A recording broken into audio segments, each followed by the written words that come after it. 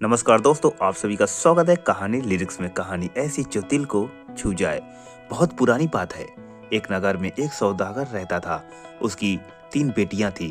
तीनों देखने में अत्यंत सुंदर थी, एकदम राजकुमारियों की तरह।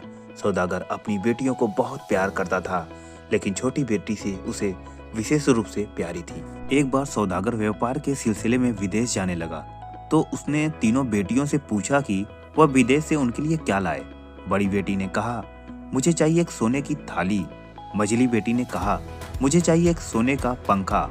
छोटी बेटी बोली, मुझे एक सोने का सेब चाहिए। व्यापार का कार्य निपटाने के बाद सौदागर जब घर लौटने लगा, तब बड़ी बेटी के लिए सोने की थाली, मझली बेटी के लिए सोने का पंखा लेकर आया, पर उसे कहीं भी सोने का सेब नहीं मिला।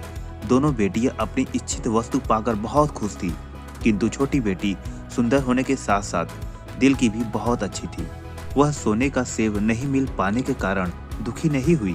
उसने पिता से कहा, आप तो अक्सर विदेश जाते रहते हैं, यदि कहीं भी सोने का सेब आपको मिले तो मेरे लिए ले आइए।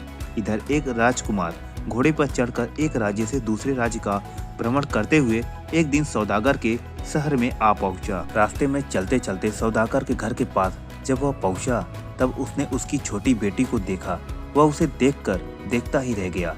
उसे लगा कि वही उसकी रानी होने के योग्य है।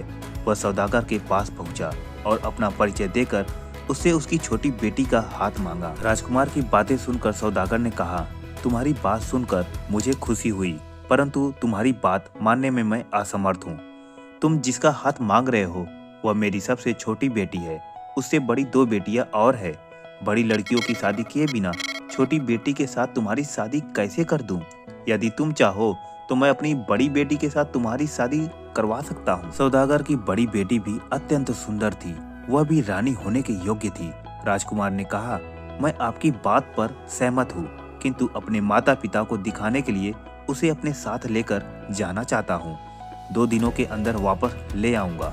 सौदागर की बेटी को लेकर राजकुमार रवाना हुआ। थोड़ी दूर जाने पर राजकुमार ने अपने घोड़े से कहा, ओ मेरे पवन घोड़े, तुरंत हमें हमारे जादूघर में ले चलो। राजकुमार का आदेश पाते ही घोड़ा पवन की गति से उड़ने लगा और कुछ ही देर बाद घने जंगल के भीतर स्थित एक छोटे से घर के दरवाजे के समीप जाकर रुक गया। घोड़े की पीठ से उतरकर राजकुमार सौदागर की लड़की को लेकर घर के अंदर गया। घर के अंदर के कमरे अत्यंत सुसज्जित थे। एक कमरे में एक आसन पर उसे बैठने को कहा। वह आसन अत्यंत सुंदर और नरम था। जब सौदागर की बेटी उस पर बैठी, तब एक दासी उसके लिए शरबत का गिलास लेकर आई। राजकुमार के अनुरोध पर सौदागर की बेटी ने शरबत पी ली।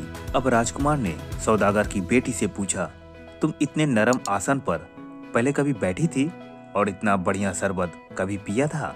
सौदागर की बेटी बोली, इतने नरम आसन पर कभी नहीं बैठी और इतना बढ़िया शरबत जीवन में मैं कभी नहीं पिया। राजकुमार ने कहा, मेरे प्रश्नों के उत्तर में तुमने जो कहा है, उस तरह का उत्तर रानी होने योग्य लड़की के मुख से कभी नहीं निकलेगा।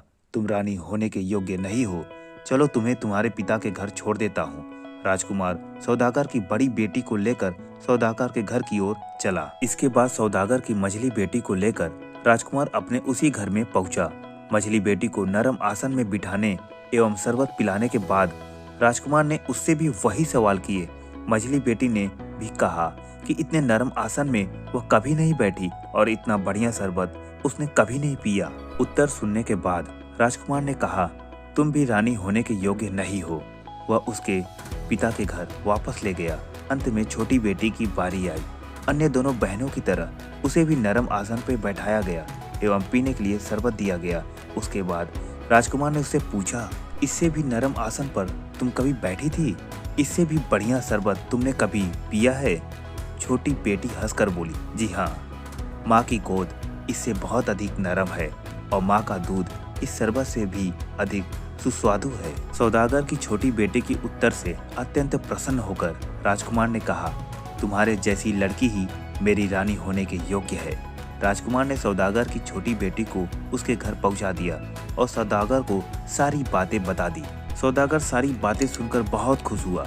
उसने अपनी छोटी बेटी के साथ राजकुमार का विवाह कर दिया। तो दोस्तों, कैसी लगी आपको यह स्टोरी मुझे कमेंट बॉक्स में लिखना ना भूले और लाइक और सब्सक्राइब जरूर करें।